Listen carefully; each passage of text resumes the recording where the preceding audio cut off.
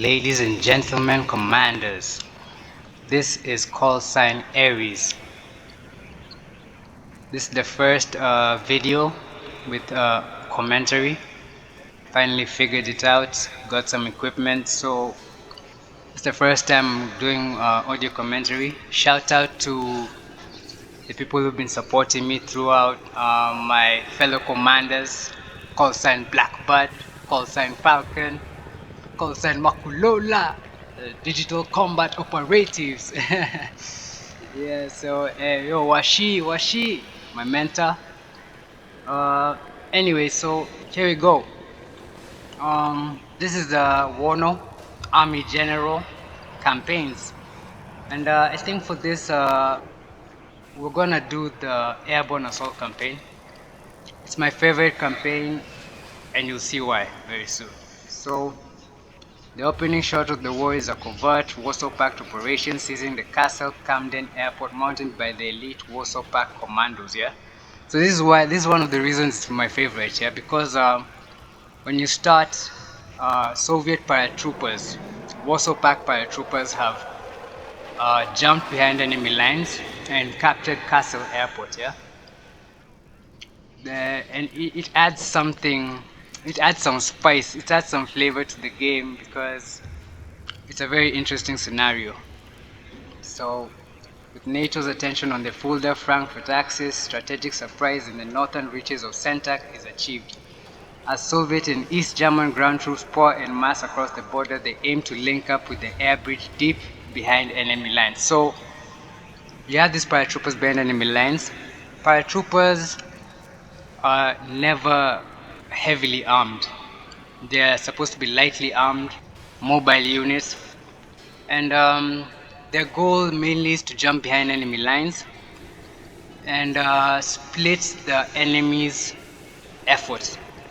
Yeah, so you open a second front behind enemy lines. You force the enemy to redeploy some of his assets from the front line to pay attention to what's happening behind his lines. Yeah, because that's a very dangerous situation. Yeah, so usually because they're not heavily armed, very lightly armed, and you see in WARNO, they don't really even have armor. They don't have armor. They have very light portable anti-tank weapons. So the idea is to hold the airport and try and break through the front line and link up with them as fast as you can before the enemy decides to focus on that formation. Yeah, so usually, for sure, I'm gonna go with the Warsaw Pact.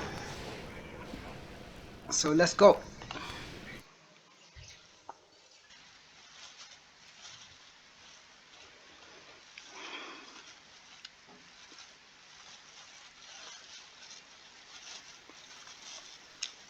Rules of engagement, you'll see that later on.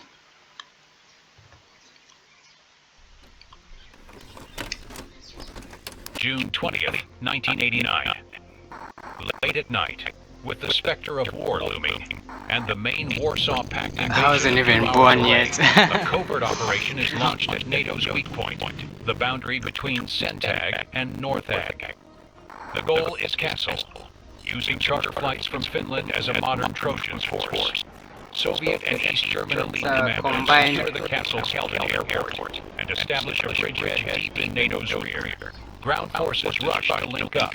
The surprise strike aims to drive an unsurmountable wedge between NATO commands.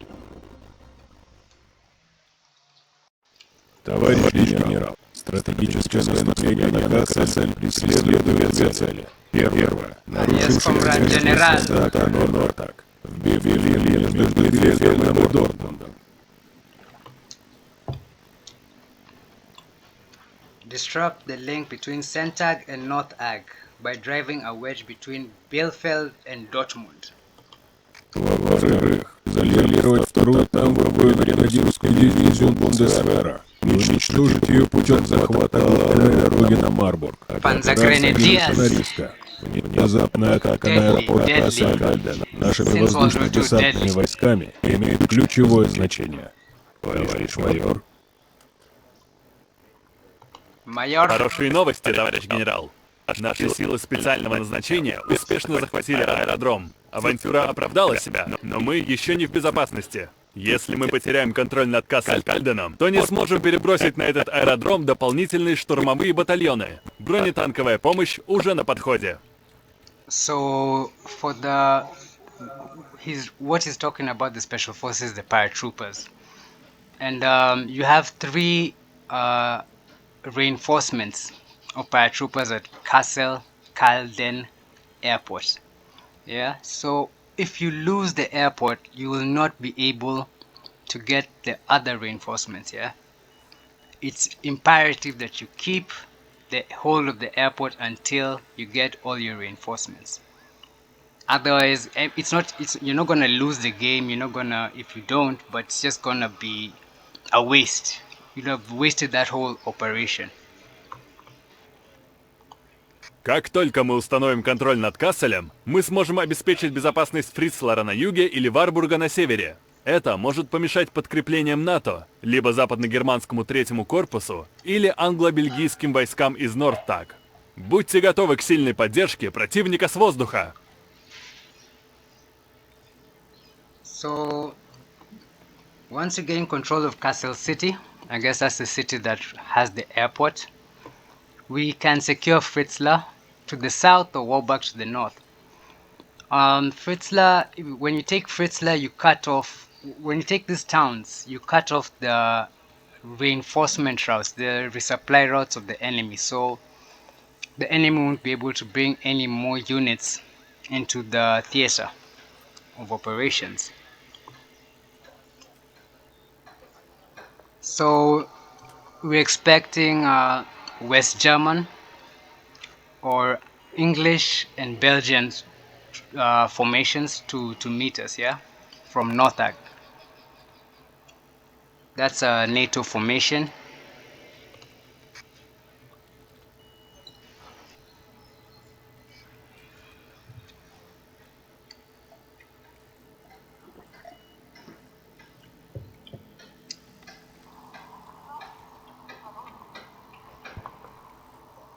So this is the battlefield. This is the whole front, not a very big front, not very wide, not compared to like the other campaigns, the left hook, Highway 66 campaigns. From this area, from this town, Katlenlindberg, to this area, Krauthausen. That's what we hold, yeah. Kassel city is this city. Yeah, this is the most, I guess, the most important city, and you can see from the size of the flag, and I guess also the points, yeah, that you get from capturing Kassel. This is the Kassel Calden Airport. Yeah, this flag, and you can see our first first units of paratroopers have already landed. And you can see, like I was telling you, they're very lightly armed, no armor, no armor at all. They do have anti-tank weapons, yeah, but these are light anti-tank weapons, yeah.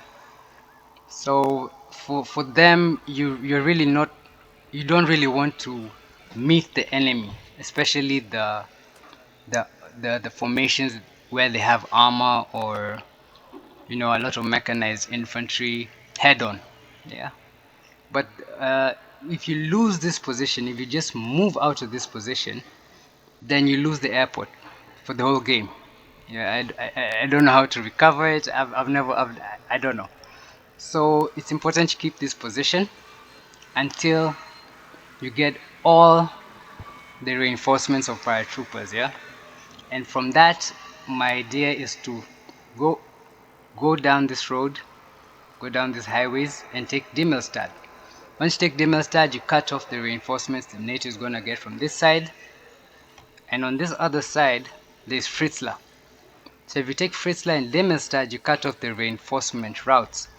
So there are a few ways you can go about it. You can use this flank and take Fritzlar, and then you can use these paratroopers to take Dimmelstadt. and then after that you can focus on Kassel. But I believe it's all about having a concerted effort. Yeah, that's what operations are, where you have different actions, military actions that are all interrelated and are all serving the same purpose, trying to achieve a strategic or operational objective. And in this case is to take Kassel. The objective is to split Northag and Centag, yeah, and isolate the 2nd Panzer Grenadier Division. So I've played as Blue 4 before, and the thing is, right now you can't see because of the fog of war, you can't see their units, but the thing is they're very spread out. They're spread out on this flank, they're spread out on this flank, and as you can see, their most important area to defend is in the center. So they're at first they're going to try and move their units off their flanks straight to the center as fast as possible. Yeah, so they're not really gonna try and engage in battle with you, at least for the first few turns. Very few turns. You can't be that sure, but that's what I did when I was playing as Blue 4, is to try and get your units into at least Hannoverch Manden. Sorry, my German is very poor. Actually, I don't speak at all. Anyways, forgive me. And Kassel. Yeah, so they're trying to get all their units here. So at first, they're really just gonna ignore your paratroopers, so that's gonna give you some time to at least get your reinforcement. What they're gonna do is they're gonna just keep tightening the noose. Yeah, but they're not gonna use their most formidable formations for that, because as you can see, you're not really a big threat in comparison to this other front. So you can see, maybe he's gonna deploy these Jaeger battalions.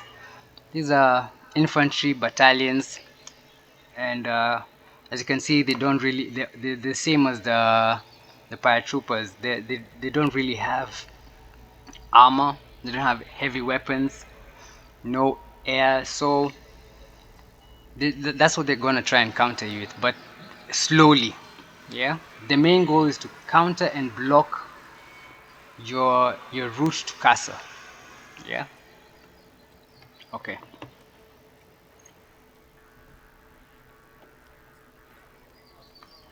So I don't know, maybe I'll touch a bit about how these units move and their behaviors, just a bit, and maybe we'll do an in-depth deep dive in another video. So what I'm gonna do is I'm gonna push these guys up. This is a Recon battalion, an auxiliary battalion. So they have 6 armor, they have 189 Recon units, infantry I guess, and yeah, motorized Rasvetska and Rasvetskas, BRM, Recon units, and you can see it's an auxiliary battalion, it's a support unit. So in this game, support units, especially when you're attacking, cannot engage in combat on their own. They have to engage alongside a combat battalion, yeah? So these guys on their own cannot attack, but if you are attacked, they will be able to defend.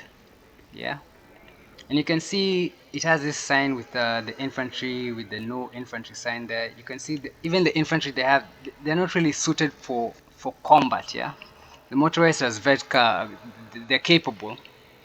Yeah, they're capable, but the main, what you want to use recon units for is recon. Yeah, because that's one of the most important traits in or important qualities of a military. The recon units are your eyes on the battlefield. It would be very hard to fight even a fist fight blindfolded. Yeah, so the recon units do that. Yeah, so imagine like you have like your fists, and you have your eyes, and you have your, you have your legs. Imagine using your eyes to punch an opponent. Like, you damage yourself. Yeah, and for you to recover that capability, It's not like healing a broken arm, or you've popped your eye. That's crazy. So that's how I think about it, yeah. And I guess a lot of commanders maybe think about it the same way, or just along those lines, yeah. So, but there's this other recon unit which still is an auxiliary battalion, but you can see it has a lot of infantry. Yeah, it has more infantry, motorized Razvezkas. Yeah, and you can see here's the infantry indicator and how many there are. There are 368 soldiers, 168 recon assets, units, assets. I don't know how, because yeah. So still, and they have two tanks, and they have 3 helicopters. So yes, they can defend, but also you really don't want them to be caught out defending on their own, because even if they have the assets, you really need to play like a crazy. You need to pull off something crazy to like take on an armored formation with this battalion. Yeah, it's crazy. You'll have to pull something out of the hatch, So yeah, so I'm gonna push these guys to center, give us some eyes on. So these light red dots are indicators of the last it's the furthest a unit can go and still engage in combat in the same turn. Yeah, these red these all these red spaces are where a unit can move to, as you can see. Yeah, but like there's light red and there's the dark red. So the dark red is like, now you've passed your the point where you can still engage in combat after stopping. Yeah, so for most units, that's what you call action points. Yeah, this little number here, 12, that's the number of moves, the blocks that a unit can move per turn. So when I say about engaging in combat at the same turn, for in WARNO you need at least 4 action points left. So for this unit 12, for me to engage in combat, I have to make sure to land. The red, the light and the dark red are easier indicators, yeah, because the red shows you, like for example, if I push it here, which is the extremities of the light red tiles, it will show you that I've used 8 action points to move, meaning I have 4 left. So if I meet the enemy there, for example, if I open up the fog of war and I realize the enemy is right there on an adjacent block, I can still engage in combat in that turn. Yeah. If I move past, let's say I take 9 action points, I move 9 blocks. Yeah, that means I land on a dark red block. Yeah, that means I cannot engage in combat in that turn. Yeah, and for AA, the one that's unique is AA and artillery. So this is AA. You can see AA has 12 as well, like other units, but AA, it's unique in the sense that so for example, you can see the AAs here. This is the extremities of the light red. So let's push this guy up. Let's actually push him up to the, yeah, this here. Let's push him up here. Yeah, you see, because it's the extreme, the last block, at least in that direction, that had light red, you can see I've used 8 action points. I have 4 left. Yeah, so for AA, you can see this circle around the AA. Yeah, whenever I hover over the AA icon, you can see the circle reappears. When I remove it, it disappears. That circle is the radius, the area covered by the AA asset. Yeah, so the reason it disappears when I hover away is because I have not deployed the AA. Yeah, so you come here and deploy AA. can see whether I'm hovering over it or not, the circle remains. So anything that is within this umbrella, this defensive umbrella, is protected by our AA, and any enemy that tries to enter, the AA will counter. Yeah, it's very important to have AA assets. The game in modern warfare is combined arms. Yeah. So an AA unit on its own, you really don't expect a SPAG, a self-propelled AA gun, taking on a tank. Yeah, it'll never win. Yeah, but you see, without that AA unit somewhere in the back, somewhere behind the line, somewhere concealed, then that tank will be easily taken out by any aerial anti-tank assets. Yeah. So yeah, it's all about interdependence and cohesion. Yeah, so you have to factor in everything when you're deploying your units and employing them on your battlefield, or when you're moving, when you're planning out your operation. Yeah. So for that we have cover for this flank. Yeah, as you can see, the front line, this red side, because of RedFOR, this is where our front line is, and the blue line is where the NATO front line is, and it changes. It changes as long as ground units come into contact with the line. It changes. Yeah. The air units don't really affect uh, like helo formations or jet fighters, because there's a saying, like small arms, heavy weapons. Yeah.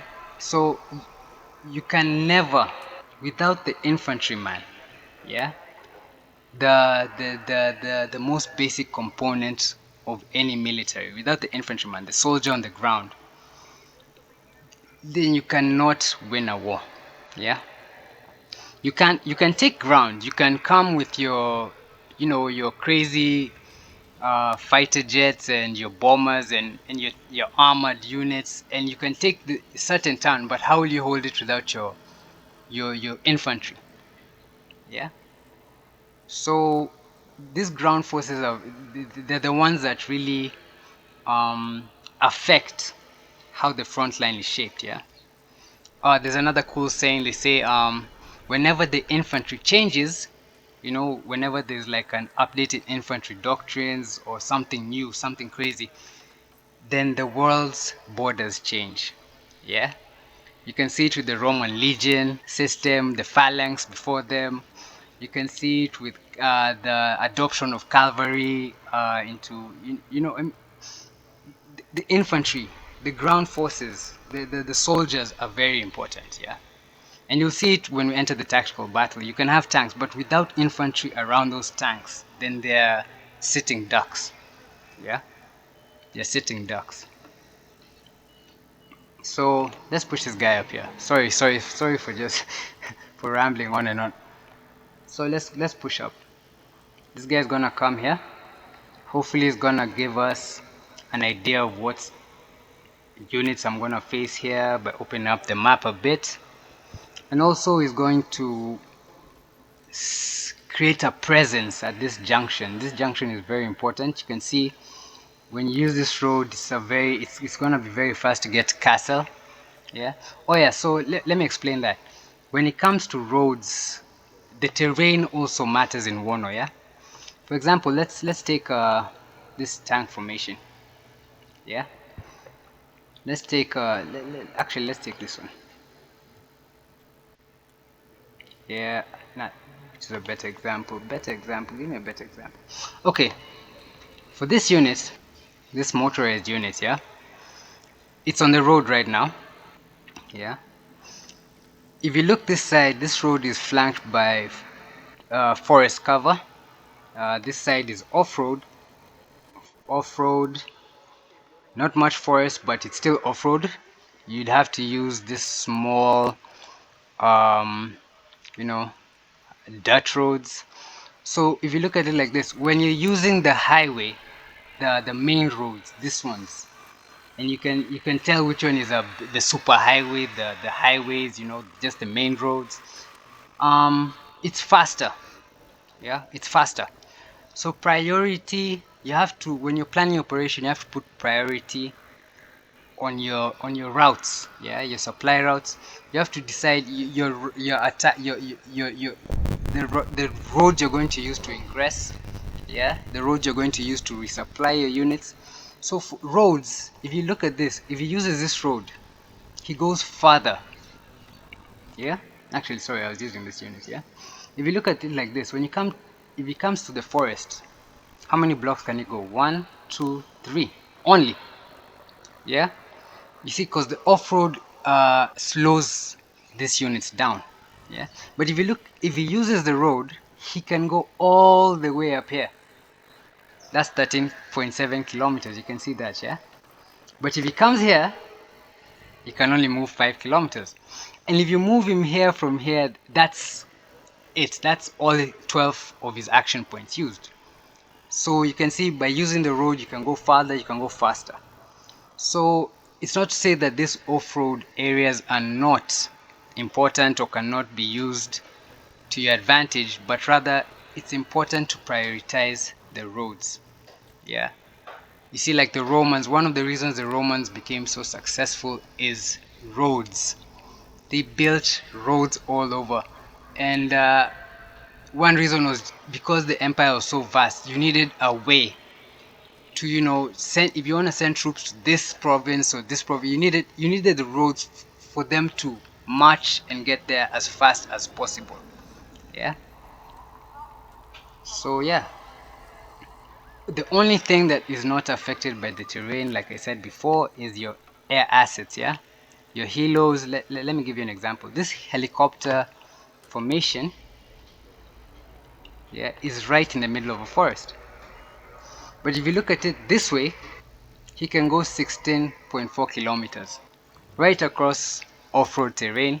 If you look at it this way, he can go 16.2 kilometers, right? So you see the terrain, because I mean, it's easy to understand. They don't use roads. They fly over the road. So for them, at least on the strategic map, um, terrain does not affect them. Yeah.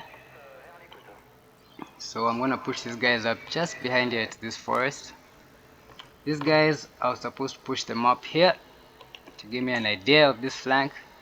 And you can see already he's opened up the fog of war, and there's 2 units here. Yeah. So I have 4 action points left, but this is a auxiliary battalion, and like I said, I don't really like to use them for combat. I'm just gonna push them up further. Yeah, so that in case for the next round that they're not caught by the enemy, to be a waste, because that tank formation will just chew itself. Yeah, unless, like I said, you do something spectacular, you know. So yeah, as you can see, he's showing us more and more, and you can see how, what I was telling you about the front lines, the dynamism.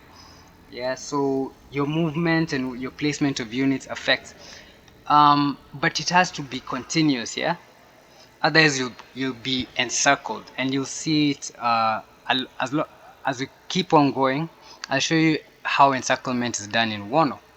So encirclement means you've cut off the enemy, or you've been cut off, you've been surrounded fully, and your supply lines and your lines of communication have been cut off.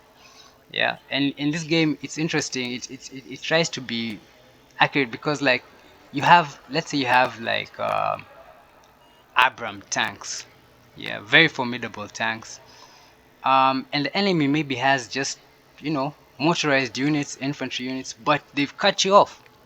They've cut you off. Yeah, they've encircled you. So don't forget, these tanks need fuel to move. Yeah, these tanks don't have unlimited ammo.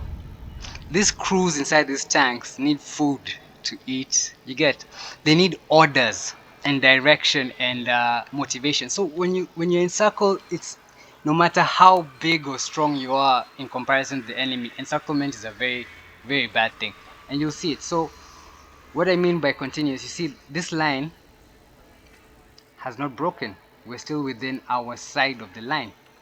Yeah. So you can ask, okay, are these paratroopers encircled? No, they're not. They are not. Yeah. Because let me use something. Let me use something I understand. You see, like when you go to driving school, there's this thing called trunk and non-trunk roads. Yeah.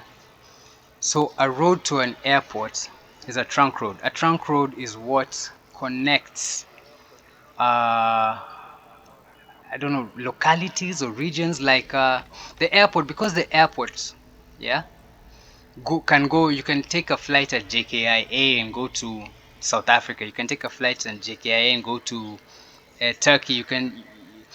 It's not, you're not encircled. These guys are not encircled because they have that capability. They can take a flight out. They can take a flight. They can bring things in. So despite them being behind enemy lines, they are not yet encircled. Yeah, as long as they keep hold of the airport. Yeah, and you'll see later on when you're encircled, there's a fuel empty type of icon on your unit. Yeah, and also your movement will be a bit more restricted. Yeah, so whenever a unit is encircled, no matter how strong they are, what they try to do is to break encirclement. So they'll try to, they use all their energy not to fight you per se, to dislodge you, but rather to fight and find a way out. Yeah. Yeah. So that's the importance of avoiding encirclements and the importance of trying to encircle the enemy. So let's go. Sorry guys. I love this game so much. So forgive me. Hopefully all of you share the same passion as me. So we're all vibing the same over here. So let's push these guys up. These are mechanized, yeah? And you can tell the difference between mechanized and motorized. These are motorized. Motorized units, I guess maybe just in the game or just a general rule of thumb, they are wheeled. They are wheeled units, yeah? Whereas mechanized are tracked units, yeah? And they have advantages and disadvantages. For motorized, the advantages is mobility and speed. And also because these wheeled vehicles are not as armored as mechanized, I guess you can have more space. And you can see it here. For example, you take this mechanized unit and you come to the motostrelki. Yeah, these guys come in the BMP1. Yeah, the unit strength is seven men in the BMP1. Yeah, and let's look at the BMP1. Here we go. It's tracked.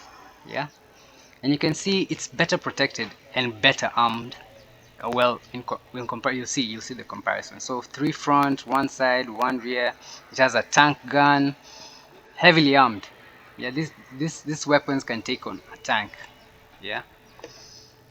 So these are what you'd refer to as IFVs, infantry fighting vehicles. When you come to motorized, yeah. Oh, I forgot to show you the speed. So let me show you the BMP1 speed. You can see BMP1 speed is 59 kilometers per hour, so it's well protected, at least better protected than motorized. It has better, weapons, but has less speed. Yeah, and also it has less space because you can see they carry 7 motostrelki troops. Yeah. Now let's go to the motorized. You have to keep this in mind when you're playing this. So when you deploy or when you see the enemy, automatically you know what capabilities he may or may not have. So anyway, let's go to the motorized. So the motorized, the same motostrelki, yeah, they come in the BTR 60, have a unit, they have 1 more man, yeah. The unit strength is 8, yeah. Now let's check out the BTR. Yeah, much less protection, whereas the BMP front armor was 3, this one is 1. And well, the side and rear and the top are the same, but for these armored units, the front is the most important. You always want, the front is always the most armored, so you always want your armored units, vehicle, to face the enemy head on. Yeah, that's so you can see the BMP is better protected. But I guess because of the less armor, you can see it can carry more. It can carry 8, but also it has less, formidable weapons on board. But here we go, the speed, 72 kilometers. Yeah, and that is that I think that's off-road speed, because road speed is 108 kilometers. Actually, let's check it out on the BMP. Sorry guys, I just deploy. I'll keep quiet and deploy. I'm just uh anyway, you'll bear with me. So let's check the BMP. You can see the road speed is 79. Basically the off-road speed for the VTR. Yeah. So you have to understand how uh, units work, and the differences, the advantages and disadvantages. Like I said, in combined arms, every unit is important. There's nothing like a unit that is too weak or too useless. Yeah, every unit should be working in harmony with every other unit on the battlefield. So you, as a commander, you have to understand before you deploy, what am I facing? Yeah. So they say this, the MET-TC, mission, enemy, terrain, time, and civil considerations. Yeah. So yeah, let's go.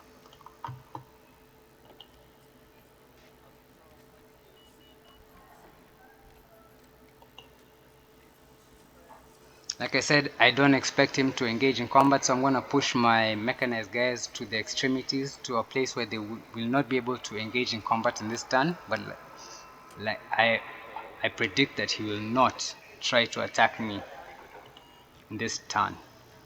So these are the Sapere battalion. They're also an auxiliary battalion, cannot engage in combat on their own without a combat battalion. So I'm just going to put them here.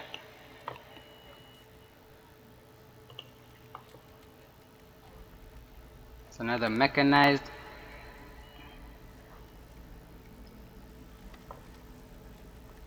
Right there.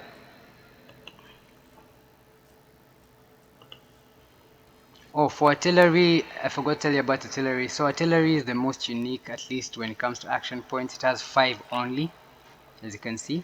And you can see it has less light red squares, yeah? And the green circle is the range that it covers, yeah? So if I push it past this one, it will not be able to engage in combat. But right now, this turn, I'm very sure that the enemy will not try to engage me in combat. So I'm just going to push it as high as I can. Probably just close to this road because of the mobility, in case we need to move again. But also to cover this area. So, alright. So within range of most of the enemy units that we've encountered so far.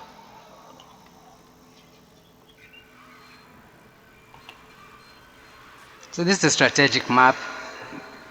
We'll enter the tactical map in the next video. So this is a command unit.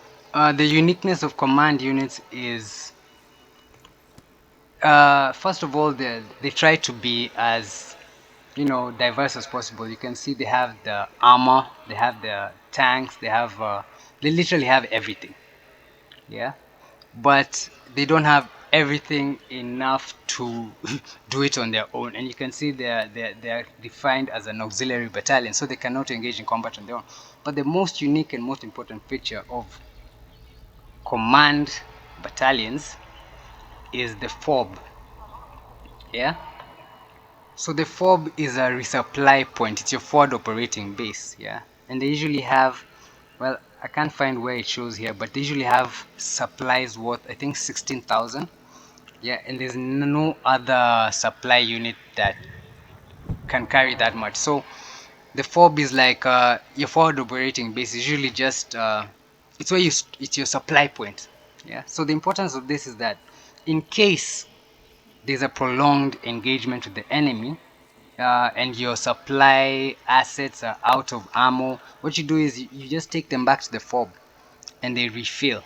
Yeah, and they refill the supply trucks, and then you can go resupply your units again. And these fobs, as long as they're not destroyed or captured by the enemy, then they'll still be in this deck going forward and forward and forward. Yeah, so that's the importance of command formations. So there we go. We're gonna push them up. For this guys, these are motorized units. I want these guys to take this flank, and hopefully we can maybe in this video, the next, we can show how encirclement works. Yeah, so hopefully I'm trying to take this flank. Like I said, this guy is trying to reinforce. He's trying to redeploy his guys to the center, closer to the center, yeah, to create a defensive line.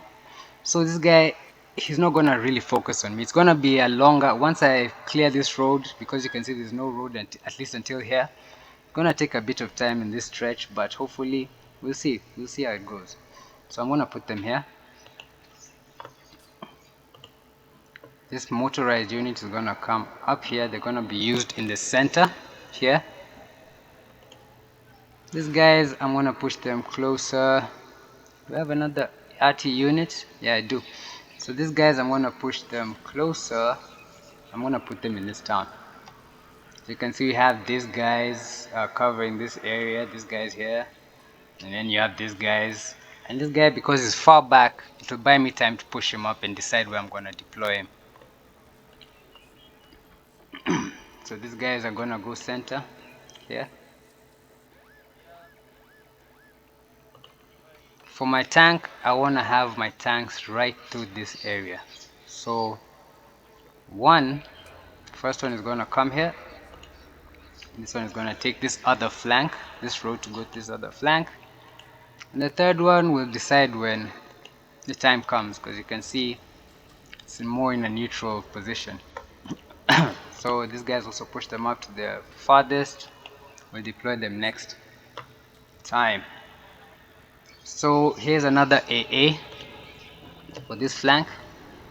So for these guys, I'm gonna try and push them here. Yeah, you can see because it was off-road, it didn't have a lot of distance can cover. So I'm gonna push them here, and I'm gonna deploy AA and create this overlapping air defense umbrella. These guys are gonna push up. So I'm gonna try and cut or challenge this route of redeployment of repositioning his forces by trying to cut off this road and trying to take this town quickly. And from this town, I'll try to link up. Yeah, try and create a corridor to link up with these paratroopers. Yeah, so let's go.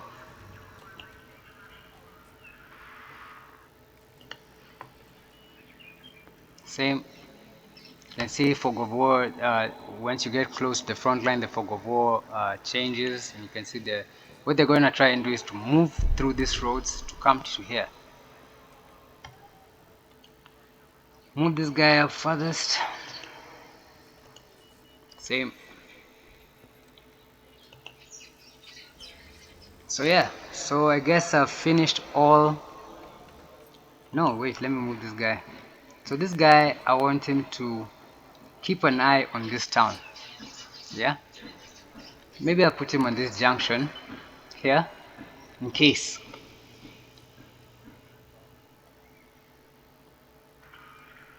As you can see, he didn't have any major or heavy units at this very important defensive belt. So what he's gonna do is gonna try move as fast as he can. Yeah, and if he can, he'll try and bypass me until he forms his desired defensive belt. So yeah, we are finished with all our deployments for this turn. Here is how you can tell this symbol. When you click, it will show you how many units have been moved. Like for example, there's only one unit, but you can see there's no desire for me to move this unit anywhere. It's okay where it is. Maybe a bit closer here. Yeah, just there. Let's see. You can see now there's no units, so I can go next turn. And like I predicted, the enemy will not attack yet. Let's go.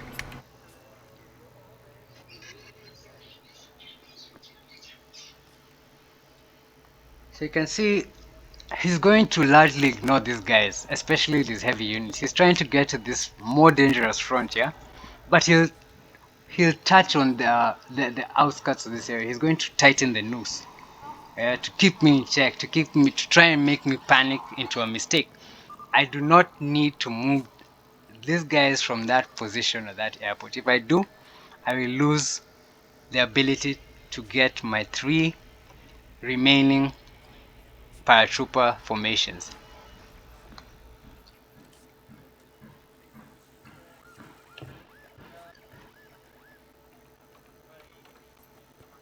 You can see he's pushing center, trying to, that's the importance of having forward units. That's the importance of recon and forward units, to keep an eye on the enemy's movement so you can predict exactly what he's trying to do, or rather try and predict, yeah. So you can see the unit is pushing up to meet me directly at the airport are light units. Now this is an auxiliary battalion, and this is a combat battalion, but just it's more like actually it's still an auxiliary battalion, because yeah, this is not the same as the Jager. These are VKKs. VKKs are mostly security units, Sicherung, very lightly armed. Here's a security unit trait. So security units are like recon units. So they're like tripwire units, very lightly armed. They're not meant to engage the enemy, but rather... Hey, Major. Мы можем просить силы спецназа с современными боевыми вертолетами К-50 для поддержки наших операций под Касселем. Ваши приказы, товарищ генерал. So they're asking is whether I'll take this spetsnaz detachment, or I should refuse this detachment and get victory points. So the victory points are the points needed to win a campaign. But 5 for a spetsnaz. You see, the helicopter formation we have has no infantry. It has no carriers, so it's a bit limited. So definitely going to take this option, yeah. Спецназ готов к бою, товарищ генерал. And there we go. And you can see the difference between these 2 helicopter formations. This one has no infantry. You can see the sign. And this one does have infantry. No sign, no. And you can see right here 120 soldiers. And there we go. There the units, yeah. They come in MI8. Yeah, MI8Ts. They have MI2 Recon. They have MI24s. But they also have dedicated attack helicopters like the Akula. Deadly. KA-50 is deadly. Yeah. And they have this heavy armored, attack helicopter for recon. So that's I love this detachments. So like you saw, the enemy did not engage us in battle. So let's continue. This guy, like I'd plan, gonna go all the way to this flank. This guy's gonna push up as far as he can. Yep. Now I put it on this block.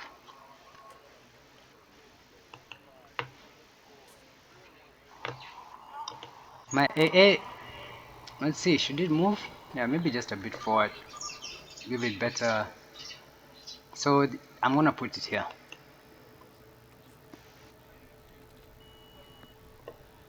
And then I'm going to deploy. So you can see the umbrella, the air defense umbrella has moved. And I'm gonna take this other AA. I think this is a very important consideration. That's why I'm doing it first. Yeah, because you never know how the enemy will use air and when.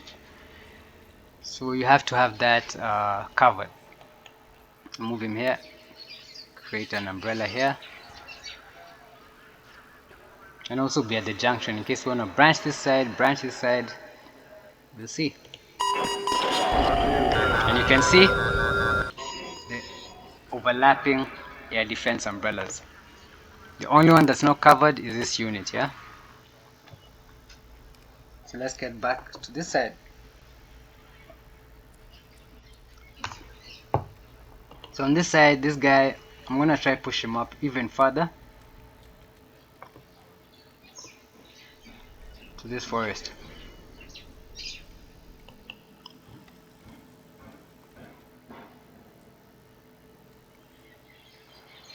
To the forest.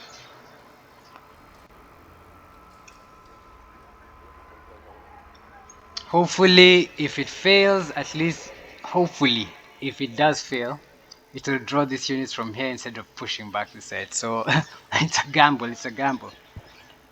So these guys, I'm gonna push up. What should I do? I'm gonna push up and attack. The Saperis, where should these guys go? Maybe here. So this is how you start shaping up a encirclement, yeah?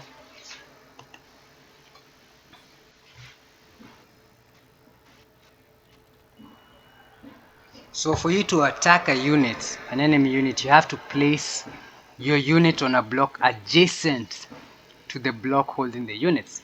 Yeah. So here we're gonna put these guys here, and you can see if I tie this gap, yeah, if I tie this gap, then these two units will be encircled. Yeah, they lose communication and they'll be very disoriented. Yeah.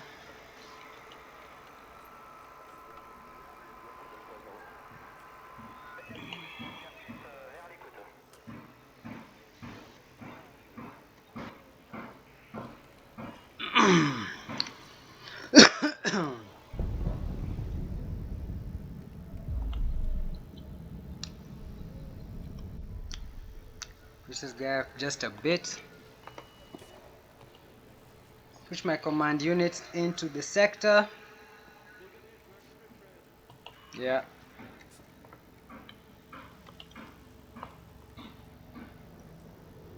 You can see how the front line changes, yeah? So if I just swing these guys here, let's try. Can I? No, I can't. So maybe in the next round, if he doesn't watch out, then he'll be encircled. So I predict he'll try pull back, but let's see.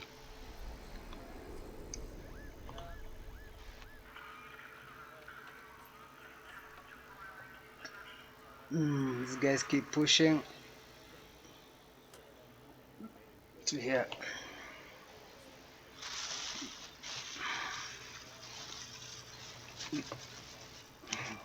So we've got that. Should I use my? Can they? They can't reach. Yeah, they can't reach my Spetsnaz. Spetsnaz are going to use them piecemeal right here. Very, very, very cautiously. So now we push up.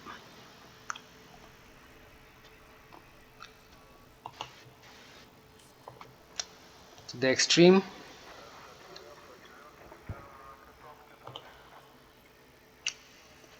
Push up to the extreme. And you are gonna go to this flank. You are going to push up to here, to this forest. I don't expect him to engage me yet. Hopefully.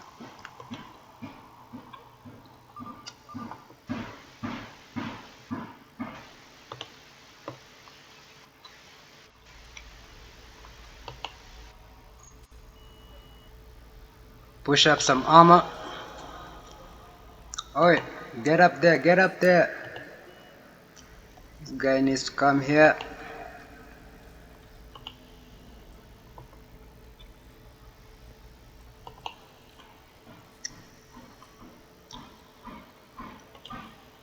Ah, I should have. Anyway, we'll see.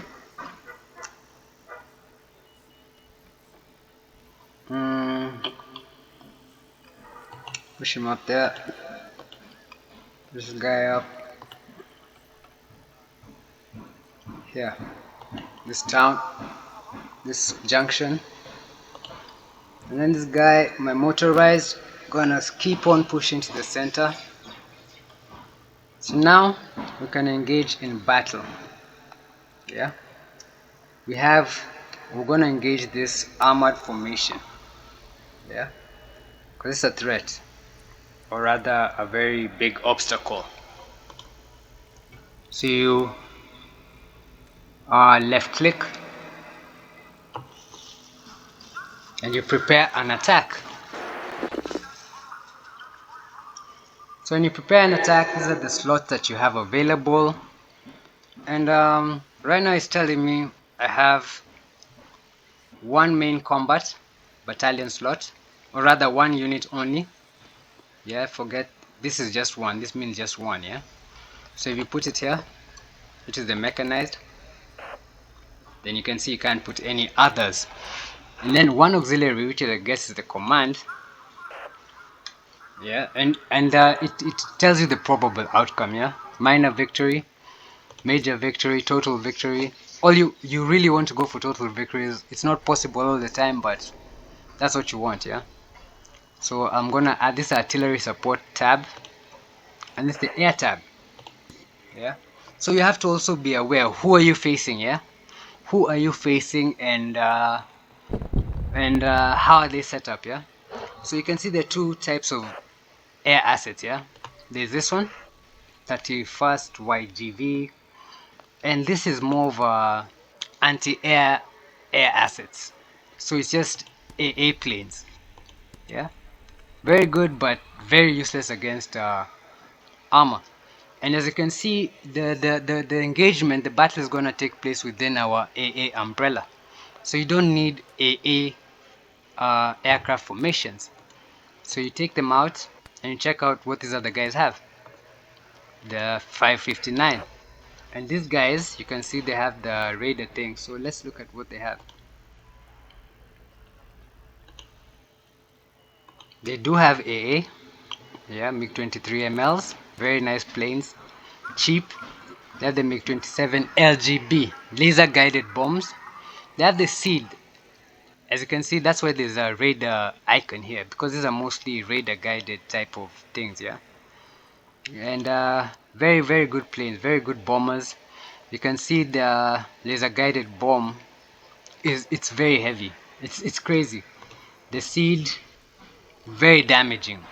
Yeah, so this is because of facing a tank formation, this one is better than the previous one, than the former. Yeah, so that's how we're going to set up. We're going to go with one mechanized infantry formation, one command formation, one artillery, and one air squadron. Yeah, at least air to ground, whatever, mixed fighter bomber. Yeah, squadron, I don't know the term. So you can see it's already given us a probable outcome of total victory. You can auto resolve, yeah, where it's like simulating the battle, or you can go into the tactical battle. But for here, we want to go into the tactical battle, and let's do that just now.